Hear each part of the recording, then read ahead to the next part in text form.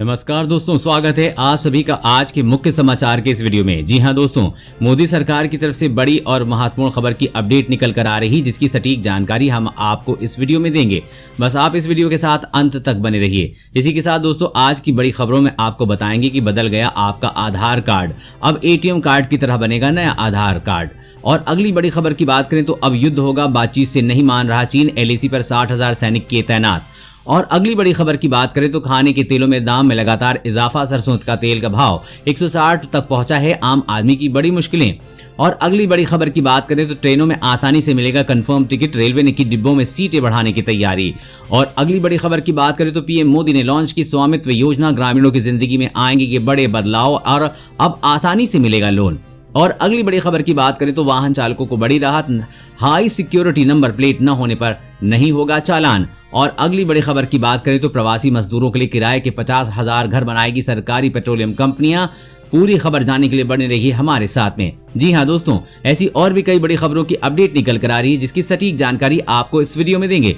लेकिन उससे पहले आपसे एक छोटी सी रिक्वेस्ट है कि मुझे इस वीडियो को बनाने में बहुत मेहनत लगती है, तो इस मेहनत के लिए वीडियो पर एक लाइक जरूर कीजिएगा। साथ ही वीडियो के नीचे दिए गए इस लाल बटन को दबाकर चैनल को सब्सक्राइब कीजिए और इस घंटी को भी दबाइए, ताकि आपको दिन भर की बड़ी खबरों की जानकारी लगातार मिलती रहे। तो चलिए दोस्तों, एक एक करके सभी बड़ी खबरों के बारे में जान लेते हैं। तो दोस्तों, आज की पहली बड़ी खबर की अपडेट की बात करें तो बदल गया आपका आधार कार्ड, अब एटीएम कार्ड की तरह बनेगा नया आधार कार्ड। जी हां, आज के समय में आधार कार्ड हर किसी के लिए कई मायनों में एक जरूरी डॉक्यूमेंट हो गया है। कई सरकारी स्कीम से लेकर स्कूलों में बच्चों के एडमिशन तक के लिए आधार कार्ड मांगा जाता है। इसके अलावा आधार कार्ड को पहचान पत्र के लिए तो इस्तेमाल किया जाता है। पहले आधार कार्ड पोस्ट के जरिए भेजा जाता था, लेकिन अब आपको आधार कार्ड एक नए अवतार में देखने को मिलेगा। इस नए तरह के आधार की सबसे खास बात होगी कि अब रखरखाव में के लिहाज से ये बेहद सहूलियत भरा होगा। आधार बनाने वाली संस्था UIDAI ने इस बारे में जानकारी दी है। उदय ने जानकारी दी है कि अब आधार कार्ड को पॉलीविनाइल क्लोराइड यानी PVC कार्ड पर प्रिंट किया जा सकता है। ये कार्ड आपके एटीएम या डेबिट कार्ड की तरह आसानी से वॉलेट में आ जाएगा। साथ ही इसे जल्द खराब होने की भी चिंता नहीं होगी।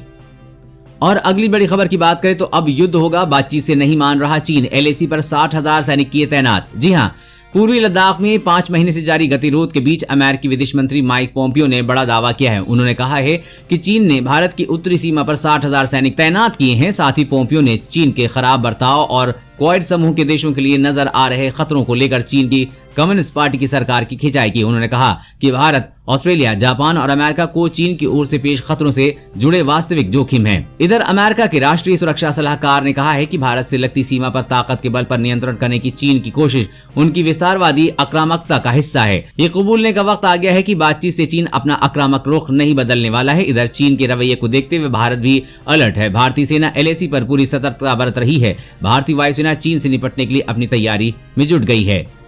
और अगली बड़ी खबर की बात करें तो खाने के तेलों में दाम में लगातार इजाफा, सरसों का भाव 160 तक पहुंचा, आम आदमी की बड़ी मुश्किलें। जी हां, पिछले साल के मुकाबले खाने के तेल पहले ही 25 से 33% महंगे बिक रहे थे, लेकिन अब त्योहारी सीजन में मांग बढ़ने से सरसों के तेल में दूसरे तेलों की ब्लेंडिंग बंद होने से कीमतों में और उछाल आ गया है। सरसों का तेल के भाव को 160 रुपए प्रति किलो तक पहुंचा दिया गया है। आलू प्याज के बाद अब खाद्य तेल आम आदमी की जेब ढीली कर रहा है। पिछले एक साल के अंदर दामों में 25 से 30% की बढ़ोतरी देखने को मिली है। त्योहारी सीजन में भाव में और बढ़ोतरी होने की आशंका है। पिछले साल सरकार ने पाम ऑयल के आयात पर रोक लगा थी, जिससे इस साल पाम ऑयल का आयात 14% गिरा है, जिसका असर भाव पर साफ दिख रहा है। इसके साथ ही आपको बता दें कि पिछले साल की तुलना में सोयाबीन ऑयल भी करीब 18 रुपए की तेजी से बिक रहा है, जबकि सनफ्लावर तेल के दाम 40 रुपए और पाम ऑयल के दाम 31 रुपए प्रति किलो तक बढ़े हैं।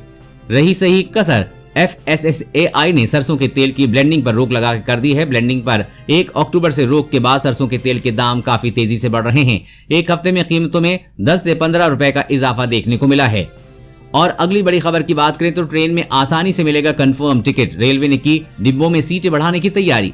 जी हां, भारतीय रेलवे आने वाले दिनों में यात्रियों को कंफर्म सीटें उपलब्ध कराने के लिए ट्रेन के डिब्बों में बड़े बदलाव करने जा रही है। रेलवे जल्द ही ट्रेनों में 72 नहीं बल्कि 83 बर्थ के AC कोच चलाएगा। पैसेंजर ट्रेनों के नजरिए से रेलवे को बड़ा बदलाव करना होगा। 83 बर्थ वाले एसी कोच रेलवे की कोच फैक्ट्री में तैयार किए जा रहे हैं, जिसे जल्दी ट्रैक पर उतारा जाएगा। अब तक थर्ड एसी कोच में 72 बर्थ या सीटी होती थी। रेलवे कोच के नई डिजाइन के जरिए ट्रेनों में सीटिंग कैपेसिटी को बढ़ाने की तैयारी कर रहा है। ट्रेनों में यात्रियों को बैठने की क्षमता बढ़ने से यात्रियों को आसानी से कंफर्म टिकट मिल सकेगा।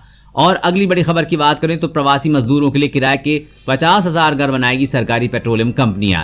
जी हां, प्रवासी मजदूरों के लिए आने वाले समय में राहत मिलने वाली है। पेट्रोलियम मंत्रालय ने इंडियन ऑयल और दूसरी सरकारी पेट्रोलियम कंपनियों को प्रवासी मजदूरों के किराए पर देने के लिए 50,000 घर बनाने को कहा है। खबर के मुताबिक इससे मजदूरों को सस्ता किराए में रहने के लिए मकान मिल सकेंगे। कोरोना वायरस महामारी की रोकथाम के लिए लगाए गए लॉकडाउन के मद्देनजर लाखों मजदूरों के शहरों से गांव की ओर पलायन करने के बाद सरकार की किफायती किराए के आवास डेवलप कराने की योजना है। और अगली बड़ी खबर की बात करें तो भारत एक से अधिक कोरोना वैक्सीन इस्तेमाल पर कर रहा है विचार। स्वास्थ्य मंत्री बोले कमजोर तबके को पहले। जी हां, केंद्रीय स्वास्थ्य मंत्री डॉक्टर हर्षवर्धन ने कहा है कि कोरोना वायरस के संक्रमण से लोगों को बचाने के लिए यानी कि हर किसी का टीकाकरण करने के लिए एक से अधिक वैक्सीन निर्माता के साथ गठजोड़ करना होगा। साथ ही उन्होंने कहा कि यह भी सुनिश्चित करने की आवश्यकता है कि सबसे कमजोर समूह इससे पहले प्राप्त करे। मंत्री ने कहा कि भारत के बड़े जनसंख्या आकार को ध्यान में रखते हुए एक टीका या एक वैक्सीन निर्माता पूरे देश में टीकाकरण की आवश्यकता को पूरा करने में सक्षम नहीं होगा। इसलिए हम भारतीय आबादी के लिए उनकी उपलब्धता के अनुसार देश में कई कोरोना टीकों को पेश करने की व्यवहार्यता का आकलन करने के लिए तैयार हैं। केंद्रीय स्वास्थ्य मंत्री हर्षवर्धन ने कहा कि सरकार ने भारत को कोविड-19 टीके के आपातकालीन प्रयोग की मंजूरी पर फिलहाल कोई निर्णय नहीं किया है। मंत्री ने कहा कि कोरोना का पता लगने के लिए फेलुदा पेपर स्ट्रिप जांच अगले कुछ हफ्ते में शुरू की जा सकती है। साथ ही टीका आने पर सबसे पहले गरीब तबके के लोगों को पहले दिया जाएगा। और अगली बड़ी खबर की बात करें तो एसबीआई का फेस्टिव धमाका, लोन लेना हुआ आसान और प्रोसेसिंग फीस की भी मिल रही है छूट। जी हां, इस त्योहारी सीजन में स्टेट बैंक ऑफ इंडिया एक शानदार ऑफर लेकर आया है। एसबीआई से लोन लेने पर आपको प्रोसेसिंग फीस से आजादी मिलने वाली है। बैंक बेहद आकर्षक ब्याज दरों पर गोल्ड लोन, कार लोन और पर्सनल लोन ऑफर कर रहा है। साथ ही बैंक की ओर से प्रोसेसिंग फीस 100% माफ किए जाने का ऐलान किया गया है। भारतीय स्टेट बैंक का कोई ग्राहक अगर एसबीआई योनो के लिए गोल्ड लोन, कार लोन या पर्सनल लोन के लिए अप्लाई करता है तो उसे प्रोसेसिंग फीस नहीं देनी होगी।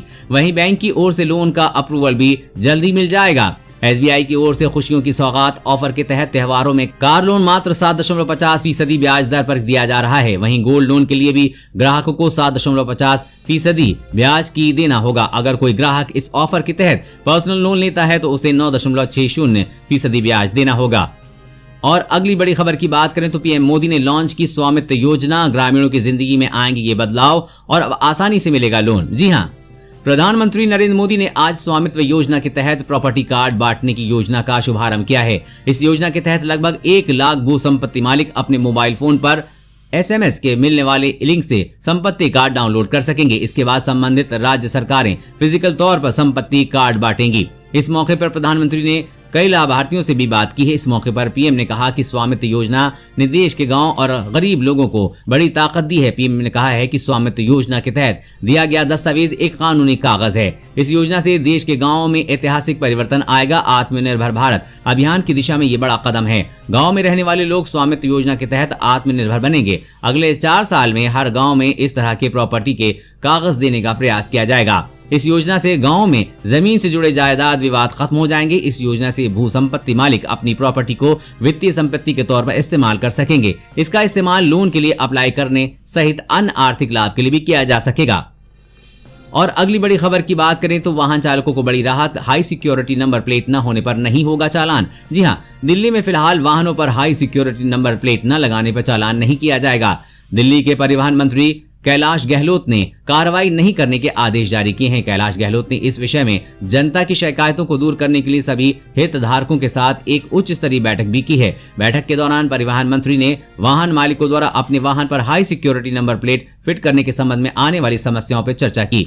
उन्होंने वाहन निर्माताओं की शिकायतों के समाधान के लिए ओईएम निर्माताओं को एक सिस्टम बनाने का निर्देश दिया है। और अगली बड़ी खबर की बात करें तो एंट्री लेवल की मोटरसाइकिल लाएगी होंडा। रूरल मार्केट में मौजूदगी बढ़ाने की जोरदार तैयारी। जी हां, 2 व्हीलर बनाने वाली कंपनी होंडा मोटरसाइकिल एक स्कूटर इंडिया रूरल और आधे शहरी मार्केटिंग में भी अपना कारोबार बढ़ाने की तैयारी में जुट गई है। इसी कड़ी में कंपनी अब देश में ज्यादा कैपेसिटी वाली बाइक और स्कूटर में अपनी मौजूदगी कायम करने के बाद अब एंट्री लेवल की मोटरसाइकिल बनाएगी। खबर के मुताबिक Honda motorcycle and scooters India देश की दूसरी सबसे बड़ी टू व्हीलर मैन्युफैक्चरिंग है और अब ये ग्रामीण तथा आधे शहरी इलाकों के बाजार में हिस्सेदारी पाने के लिए 110 सीसी से कम इंजन कैपेसिटी के साथ एंट्री लेवल की मोटरसाइकिल लाने की तैयारी कर रही है। और अगली बड़ी खबर की बात करें तो N95 फेस मास्क को लेकर सरकार का बड़ा फैसला, पूरी तरह से हटाई निर्यात पाबंदी। जी हां, वर्ल्ड हेल्थ ऑर्गेनाइजेशन समेत दुनिया भर के वैज्ञानिकों और स्वास्थ्य विशेषज्ञों ने N95 फेस मास्क को कोरोना वायरस की रोकथाम के लिए सबसे कारगर हथियार माना है। इसके मद्देनजर केंद्र सरकार ने भारत से इसके निर्यात पर पाबंदी लगा दी थी ताकि घरेलू जरूरतों को पूरा किया जा सके। अब केंद्र ने N95 मास्क के निर्यात पर लगाए गए प्रतिबंध को हटा दिया है। वाणिज्य और उद्योग मंत्रालय के तहत काम करने वाले विदेश व्यापार महानिदेशालय ने अधिसूचना जारी कर निर्यात प्रतिबंध हटाने की जानकारी दी है। इससे पहले केंद्र ने घरेलू जरूरतों के आधार पर अगस्त 2020 में मास्क निर्यात के लिए हर महीने 50 लाख इकाई की सीमा तय कर दी थी। दोस्तों, आज की खबरों में बस इतना ही। इसी तरह हर रोज काम की खबरें जानने के लिए आप हमेशा हमारे साथ जुड़े रहिए। हमारे साथ जुड़ने के लिए वीडियो के नीचे दिए गए इस लाल बटन को दबाइए और साथ ही इस घंटी को भी दबाइए ताकि आपको हर खबर की सटीक जानकारी मिल सके। जय हिंद, धन्यवाद।